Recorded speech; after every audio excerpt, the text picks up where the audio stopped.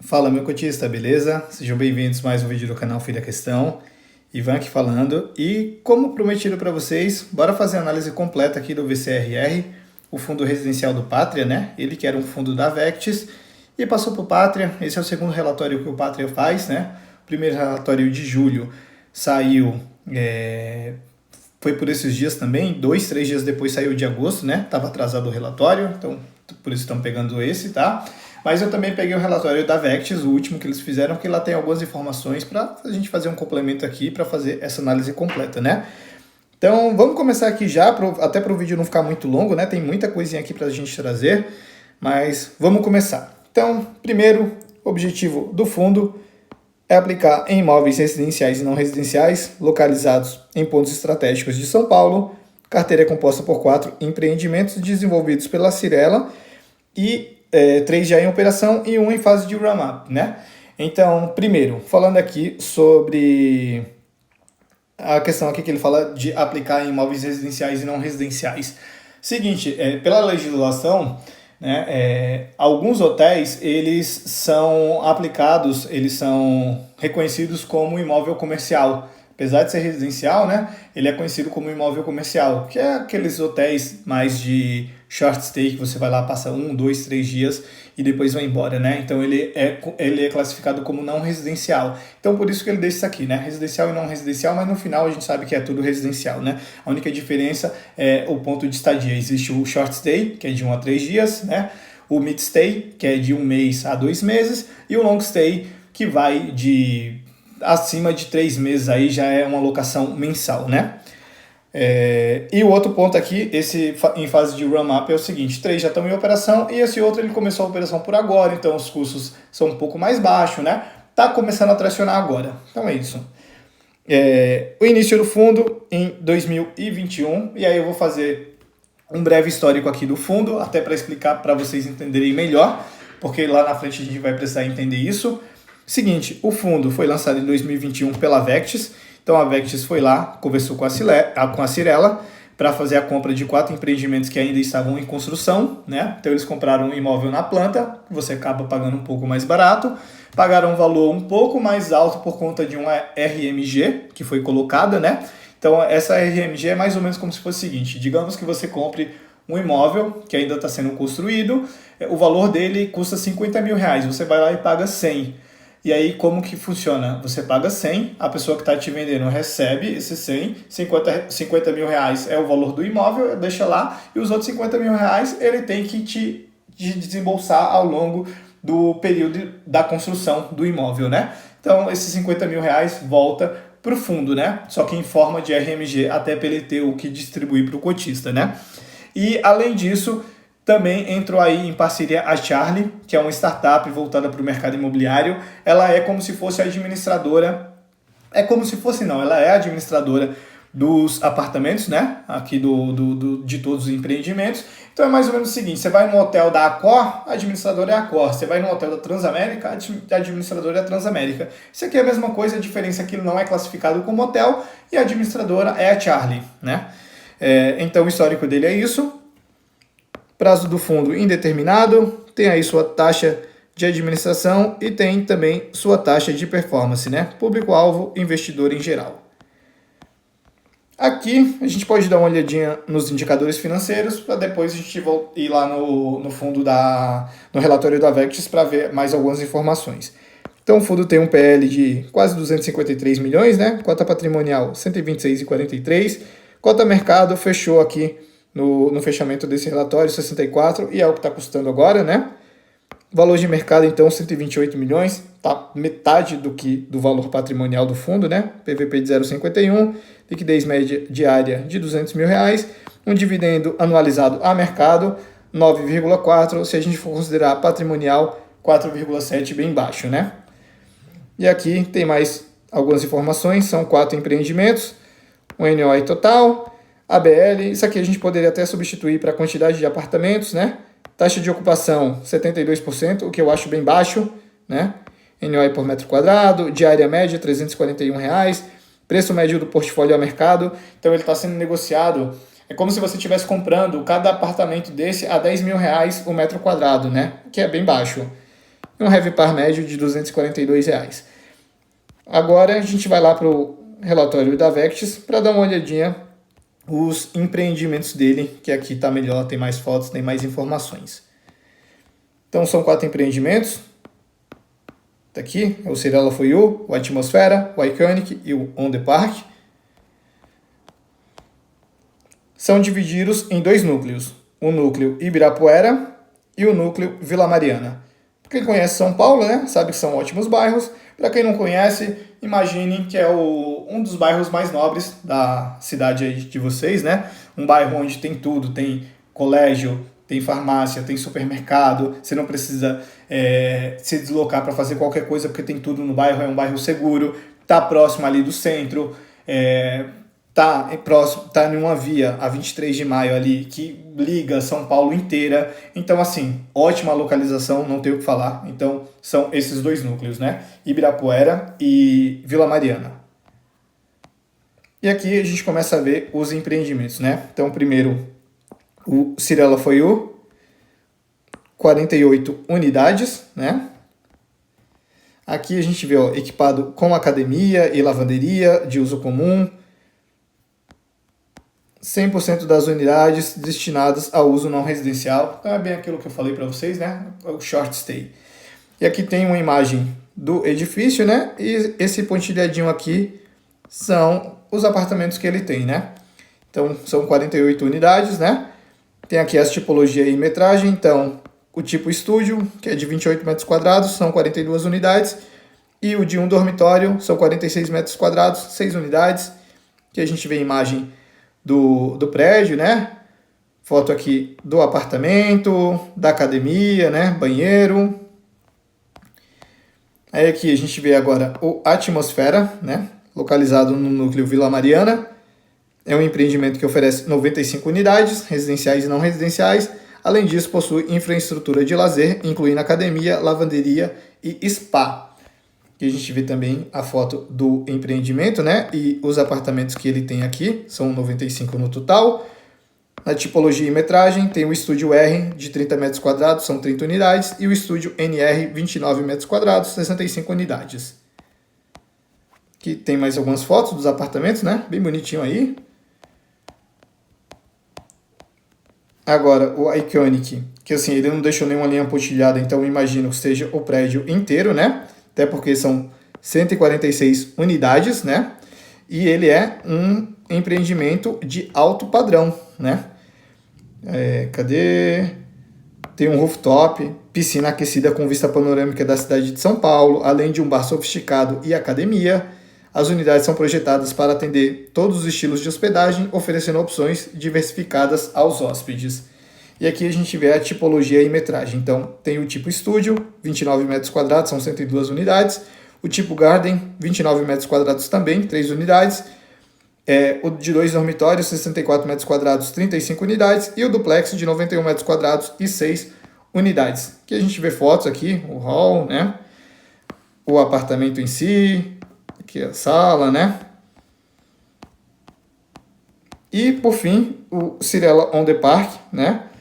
A gente vê aqui, foto do empreendimento, o que ele tem aqui, né? Então, esse é no eixo Ibirapuera, empreendimento com 41 unidades, né? Projetado por um renomado arquiteto, se destaca pela arquitetura inovadora e pela inteligência harmoniosa com a natureza ao redor. A tipologia e metragem, então, tem o tipo estúdio, 36 metros quadrados, são 39 unidades, e o garden de 43 metros quadrados, 2 unidades, que a gente vê imagem do imóvel, né, à frente dele, e o apartamento e banheiro aqui, né. Então, a gente conheceu aqui as unidades, né, são os 4 empreendimentos. Agora a gente volta aqui para o relatório. E vamos pular aqui, antes de ir para a DRE, vamos dar uma olhadinha na performance. Então, assim, performance horrível, muito ruim, né? Então, assim, desde o início acumulado, um retorno de 0,2, enquanto o IFIX e o CDI bruto bate de lavada nele. E desde o início, 0,1 ao ano, né?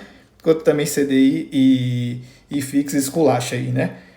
Distribuição por cota, ele vinha pagando 60 centavos até dezembro de 24, em janeiro ele começou a pagar 50 e está mantendo esses 50 centavos aí, né? dividendo anualizado de 9,4, considerando a cota a mercado, considerando a cota patrimonial, 4,7, né? Aqui na DRE, vamos dar uma olhadinha primeiro nessa mais simples aqui por cota, então ele gerou 1,14, teve 91 centavos de despesas, é muito alto isso aqui, né?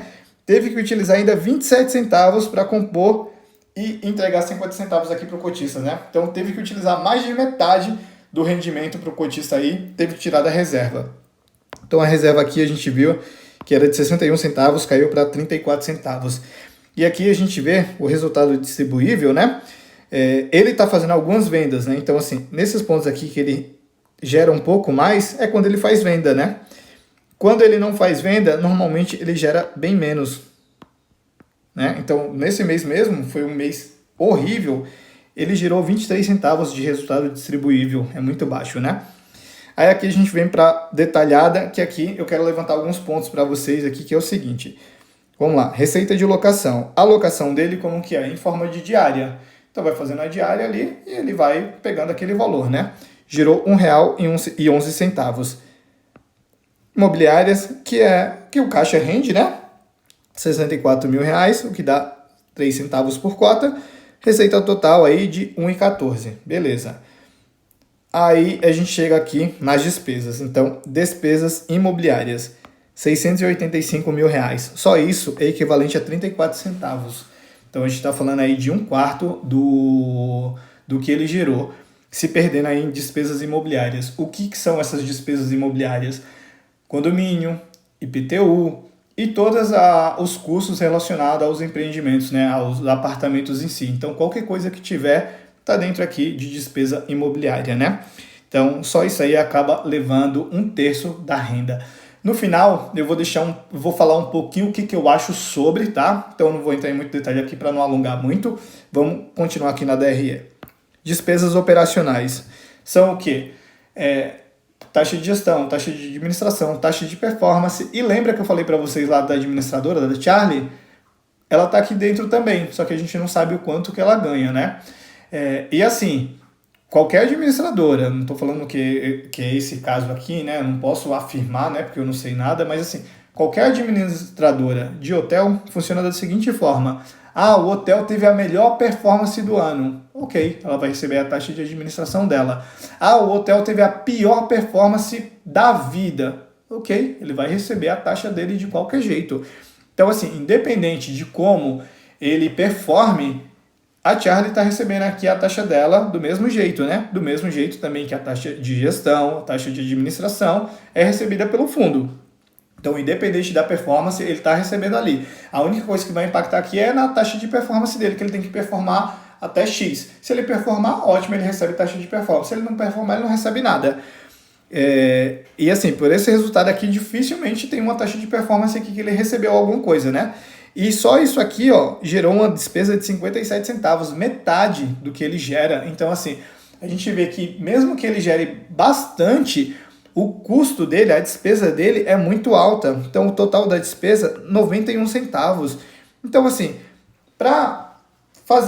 não vou falar para fazer sentido, mas assim, para você ter um rendimento muito bom, ele tem que gerar aqui, no mínimo, 1,50. E assim, ele gerando 1,50, ele vai ter 90 centavos de despesa e vai conseguir entregar só 60 centavos.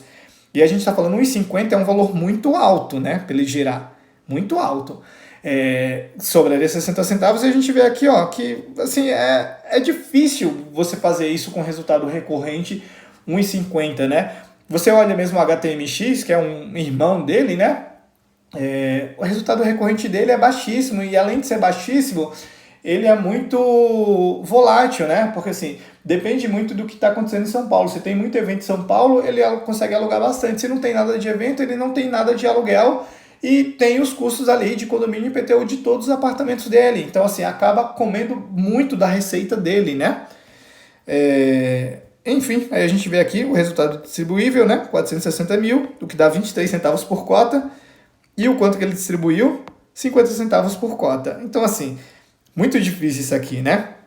Aí a gente vê aqui a carteira dele, como é que tá alocada, né? Então, 97% dos ativos estão em imóveis e 3% em caixa. E tem um ponto aqui que, assim, isso aqui eu achei um absurdo, né? Eles identificaram que custos de transferências dos imóveis do fundo, né, como ITBI, não foram desembolsados no momento da aquisição. Então, assim, cara, se uma pessoa física vende um imóvel para uma outra pessoa física, a primeira coisa que você faz, você vai lá, passa a escritura, passa pro seu nome, paga ITBI, enfim, você resolve tudo isso. Agora, imagina uma pessoa jurídica fazendo isso aí para outra pessoa jurídica e não fazer isso. Tipo, fizeram um contrato de gaveta lá, colocaram na gaveta e pronto, sabe? Isso aqui é absurdo, não pode acontecer, né? E aí eles falam que estimam que esse montante totalize aí aproximadamente 6 milhões para regularizar tudo, né? Os pagamentos serão realizados no decorrer dos próximos meses, de maneira a não interferir na disponibilidade corrente de caixa. Ele tem 3% em caixa, né? Tá aqui, 7 milhões de reais. Então, assim, se ele não vai utilizar daqui, alguém está pagando. Quem é que está pagando isso aqui? Não, sendo cotista, tá ótimo. Mas, assim, pelo menos ele poderia trazer, né? Pra gente ver de quem que foi a cagada aí, né? Aí a gente vê aqui os ativos, né? Então, o Iconic aqui representa metade do portfólio. Distribuição geográfica, tudo em São Paulo, né? São 4 ativos, localizados em regiões centrais da cidade de São Paulo, 11 mil metros quadrados. NOI por ativo. Isso aqui a gente nem precisa perder tempo olhando isso aqui. A gente vê cada um dos ativos aqui, né? Dos empreendimentos. Quantidade de unidades que cada um deles tem. 327 no total.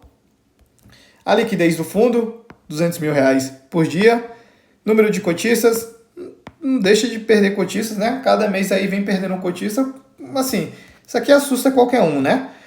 Visto isso, vamos dar uma olhadinha aí o que rolou durante esse mês, né? E aí, no final, eu falo o que eu acho sobre o fundo. Então, só essa primeira parte, assim, ó. Quem não entende muito de fundo imobiliário e fala assim, não, vou parar aqui para ler esse relatório para entender como está o fundo. Só nessa primeira parte aqui você já assusta e você fala, não, esse fundo aqui não é bom. E aí você vai procurar entender, né? Aí vamos lá. Em agosto, o fundo apresentou uma receita total de R$1,14, sendo um resultado distribuível de 23 centavos. Aí você já se questiona, caramba, como assim ele gerou R$1,14 e desse R$1,14 ele só consegue distribuir 23 centavos? Tá perdendo muito dinheiro. E detalhe, esse fundo não tem uma dívida sequer. E aí, tipo assim, como assim, velho? Não faz sentido nenhum. Aí, o mês, distribuição, 50 centavos. Gestão acredita que é possível manter o patamar de distribuição para o semestre com a composição do resultado operacional e vendas de unidades do Atmosfera. E aí, primeiro ponto que eu levanto aqui para vocês é o seguinte... O PVBI, o Pátria também falou que ia entregar 50 centavos até o final do ano e nesse mês agora entregou 45 centavos. Fez um relatório pedindo 1 milhão de desculpas, que podia ter avisado com antecedência, que não sei o que, mas assim, não cumpriu com o guidance, né? E aqui a gente pensa a mesma coisa, sem contar que aqui, para ele garantir que vai entregar 50 centavos até o final do ano, ele teria que ter uma reserva muito boa para garantir esses 50 centavos até o final do ano. Porque assim, uma vez que ele não tem, ele está contando com vendas. Se ele está contando com vendas, está sendo futurologia total. Ah, se eu vender e se não vender, né? E assim, nesse mês a gente viu que não teve impacto de não recorrente, não teve venda nenhuma. Então, fica aquela questão, né? Será que consegue vender? Aí aqui, esse aqui eu achei um ponto interessante, né? Eu gostei. Ele fala o seguinte, a gestão mantém uma avaliação contínua da performance do atual operador dos prédios comparando com outros operadores do mercado. Isso aqui é a Charlie, que eu falei para vocês, né? E como eu disse aqui, ó, como a gente até pode ver aqui, taxa de ocupação 72%, cara, eu acho muito baixo. Então, assim, não vou falar que o problema é da Charlie, também a gente não sabe como são os empreendimentos, né? Mas, assim, são empreendimentos desenvolvidos pela Cyrela. A Cyrela é uma das maiores do Brasil. Se não for a maior, dificilmente você vê algum empreendimento da Cyrela ruim, sabe? Então, é aquilo, né? Por isso não é à toa que eles estão analisando aí o operador, né? Inclusive, eles não descartam ajuste ou alteração para os próximos meses. E aí tem que ver como isso vai funcionar também, né? São empresas grandes, com certeza teve um contrato, deve ter aí multa de rescisão, qualquer coisa assim, e aí vamos ver, né? Aí aqui ele saca cada um dos empreendimentos, né? No núcleo Ibirapuera, taxa de ocupação 69%, baixíssima, né? E aqui ele fala que o Iconic representa o perfil estratégico em termos de localização e escala, com potencial de geração de retorno consistente aos cotistas à medida que atinge a estabilidade operacional. Tá longe disso, né? Com a taxa de ocupação de 69%, Trata-se de um modelo de investimento que consideram o ideal aí para alocações futuras do fundo. Então vamos ver, né? No Ondepark, taxa de ocupação 74%, baixíssima também, acho baixa, né? No Núcleo Vila Mariana, Cyrela foi o taxa de ocupação de 84%, aqui eu já acho ok, só que a gente vê o seguinte, diária média R$ 174, diária está bem baixa, né? Então mesmo com a diária baixa, a taxa de ocupação foi 84%, né? No Atmosfera, taxa de ocupação 72%, bem baixa, né? E detalhe também, a diária média R$ 199, mesmo com uma diária bem baixa, taxa de ocupação está sendo bem baixa, né? Então assim, realmente o operador aqui, né, a Charlie, acho que não está mandando muito bem não, viu? Na parte de vendas de unidades, né, ele fala que, apesar de entender que não é um processo rápido, a gestão identificou que há valor a ser destravado mediante vendas das unidades no varejo e dará prosseguimento a essa estratégia. Então é mais ou menos como ele faz no HGRU. Ele vai lá, compra um monte de imóveis da Pernambucanas e vai vendendo um a um e vai fazendo, vai destravando lucro, né? Aqui a gente vê o Atmosfera, eles tinham adquirido aí 113 unidades, venderam 21, tem 92 em estoque, e a gente vê aqui um ponto que para mim é um ponto de atenção, o seguinte, unidades vendidas, uma média de R$ 16 mil o metro quadrado. Aqui a gente não tem nenhuma métrica, não sabe por quanto ele comprou, acredito que foi abaixo disso, né, uma vez que ele está fazendo lucro. Só que a questão para mim do ponto de atenção que fica é o seguinte, nós fizemos a análise completa do House 11, que ele fez a mesma pegada, né? Comprou o imóvel enquanto ele estava em construção, só que o House 11 ele vende, ele não faz a exploração em locação, ele vende, né? E na compra, enquanto eles estavam em construção, ele foi comprado a um preço médio de 15, 16 mil o metro quadrado, né? E estava vendendo a 19 mil o metro quadrado. E quem está desenvolvendo é a Vitacom. Também é uma boa construtora, né? Mas assim, eu acho que a Cyrela é melhor, né? Então, isso aqui é um ponto de atenção para mim também, né? Então fica essa questão aí. E é isso, não tem mais o que falar, né? É bem isso que vocês viram do VCRR. E agora, dando a minha visão do que eu acho do fundo e do que eu acho do setor, é o seguinte. Sobre o fundo, é um fundo que eu acho interessante, mas eu acho interessante por conta dele ser desse ramo residencial. Sim, eu já contei aqui para vocês, né? Eu sou desse ramo, né? Do imobiliário, né? Então, assim, tenho mais de 10 anos de experiência. Trabalhei em algumas imobiliárias de flats em São Paulo. Depois abri minha própria imobiliária de flat, né? Segmento de flat. E, assim, eu consigo falar com um pouco mais de propriedade, né? E, então, assim, minha tendência sempre é gostar de algo assim voltado para o residencial, que eu sei que dá muito valor, né? Destrava muito valor. Só que assim, aqui no fundo, isso não está sendo feito direito, sabe? Sem contar também que essa estratégia, assim, se fosse eu não faria dessa forma. Então, assim, eu, Ivan, criei um fundo residencial. Como que vai ser a exploração desse fundo? Vai ser por locação e não venda. Beleza, como que vai ser por locação, por diária? Para mim não dá certo. Para mim não dá certo por quê? Porque assim, você vai ter as despesas de condomínio e IPTU ali todos os meses. Independente do quanto você alugue ali por diária, você vai ter aquele valor de condomínio e IPTU todos os meses. Então, vamos supor, digamos que de condomínio e de IPTU você gaste R$ 2.000 ali todos os meses.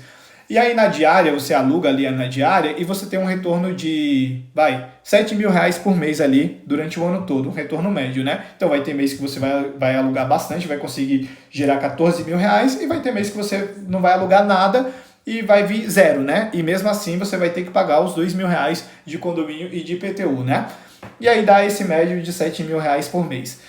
Eu preferia trabalhar na estratégia de locação mensal. Então, assim, locação mensal você diminui sua margem de ganho, você já não vai tirar uma média de R$ 7.000 por mês, digamos que você tire 5, mas pelo menos você faz um contrato ali de 1 ano, você tem 1 ano ali de tranquilidade de saber que em 1 ano o condomínio e o IPTU já está pago, e ele não está sendo pago tirando do seu bolso, está indo do inquilino, né? Então você aluga para o inquilino, você embute esse valor de condomínio e de IPTU, você recebe do inquilino um aluguel mensal, paga condomínio, paga IPTU e ainda sobra ali para você distribuir para o seu cotista. Inclusive, isso dá até uma previsibilidade maior do quanto que você consegue distribuir ali ao mês, né? Sem contar o seguinte, digamos que você compre um imóvel hoje, aí você já aluga ele por um ano e daqui a 6 meses você vai lá e quer vender ele. Você recebe uma proposta, você vende ele, faz um ganho de capital, faz um lucro e ainda assim estava tirando o rendimento mensal dele ali, né? Então, assim, é algo que, pra mim, na minha visão, dá muito certo. E aí você vai fazendo essa reciclagem ali, ó, a todo tempo. Então, você comprou 5 imóveis aqui hoje. Você foi lá e alugou os 5 por um período de 1, 2 anos. Tá ali recebendo aluguel mensal, normal. Chegou daqui a 6 meses, aparece algum comprador querendo pagar 20% a mais do que você pagou. Você vai lá, vende esses 20% a mais. Você entrega para o cotista, o dinheiro que voltou para o fundo, você vai lá e compra outras unidades. E aí você vai fazendo isso. Foi mais ou menos o que o HTMX fez. Ele comprou muitas unidades lá atrás, comprou barato, e aí ele estava vendendo, estava pagando um dividendo absurdo, e todo mundo saiu comprando esse fundo, né? Então não é à toa que ele estava lá em R$ 120 largado, o fundo bateu quase R$ 200 ali a cota, então assim, o mercado é irracional, o mercado não avalia isso. Sei lá, você imagina assim, tá pagando muito, o que ele tá pagando muito é de recorrente. Não é isso, ele tava fazendo não recorrente, ele tava fazendo venda. E aí o mercado irracional olha aquilo, vai lá, não, quero isso, todo mundo começa a comprar, a cota sobe, dispara, e aí quem comprou lá nos R$ 200, R$ 180, hoje você tá na graxa, tá R$ 140, né? Então o mercado é irracional, mas falando aqui sobre o fundo, né, da forma, da mecânica, como ele trabalha, eu acredito mais nessa forma de exploração. Ao invés de você fazer por diária, você faz por locação mensal, você diminui ali o quanto que você pode ganhar, mas pelo menos te dá uma tranquilidade de que custos de condomínio e de IPTU não vão bater assim no resultado do fundo. A gente viu aqui que comeu aí 1/3 do resultado, só despesas de condomínio e IPTU relacionadas aos imóveis, né? Então, assim, tem essas questões aí, né? Então, isso é o que eu acho sobre o fundo. E o que eu acho como o mercado no geral, né, do ramo imobiliário, assim, tá muito em linha com o que eu falei aqui, né? Eu vejo assim, se fosse para eu fazer, né? Primeiro, eu acho que eu não faria nessa estratégia de fazer até locação mensal, dá certo, dá retorno, mas dá uma trabalheira tremenda, viu? Então, assim, a tese do House 11 me agrada um pouco mais. Qual que é a tese do House 11? Vai lá, compra o imóvel em construção, paga um valor por metro quadrado barato. Quando ele está pronto, ao invés de ele alugar, ele simplesmente vai lá e vende. Então, assim, claro, ele pode alugar, mas a ideia já é vender. Então, ele comprou, vamos supor, R$ 15.000 o metro quadrado e está vendendo a 20. Ele está ganhando R$ 5.000 por metro quadrado. E aí, pega e já entrega tudo para o cotista, o dinheiro que voltou para o fundo. Você continua comprando e continua fazendo isso, né? Então, assim, eu vejo que esse mercado residencial dentro da bolsa, né, dentro do mercado financeiro, é um mercado pequeno ainda, tem poucos fundos, e os poucos fundos que tem, eu vejo que assim, não trabalham dessa forma. O House está assim, só que tá meio nebuloso, faltam algumas informações. Eu gravei o vídeo, tinha algumas coisas que eu fiquei em dúvida, tinha contradições dentro do relatório, eu mandei e-mail pro RI, e assim, não obtive resposta. Não que eles tenham que me responder, mas assim, é um canal de RI, é para isso, sabe? Se fosse um fundo muito grande, com muito cotista, você recebe 50 mil e-mails por dia, é difícil de você responder, mas é um fundo pequeno, deve receber 10 e-mails por dia, e olhe lá, 10 e-mails na semana. O mínimo que você pode fazer é responder o seu cotista. Tudo bem que eu não sou cotista do fundo, mas o mínimo que eu poderia fazer era responder, né? Mas não teve isso, enfim, é complicado, né? Mas é isso, pessoal, não vou tomar muito mais o tempo de vocês não, o vídeo já ficou longo, né? Então eu vou soltar aqui para vocês. Espero que vocês tenham gostado. Se ficou qualquer dúvida, pode deixar aqui nos comentários, tá? Se gostou, deixa o like. Se gostou mais ainda, se inscreve no canal. Ativa o sininho para não perder nada. Compartilha com os amigos, tá? E segue lá no Instagram também, @ofidaquestão. E é isso, galera. Valeu.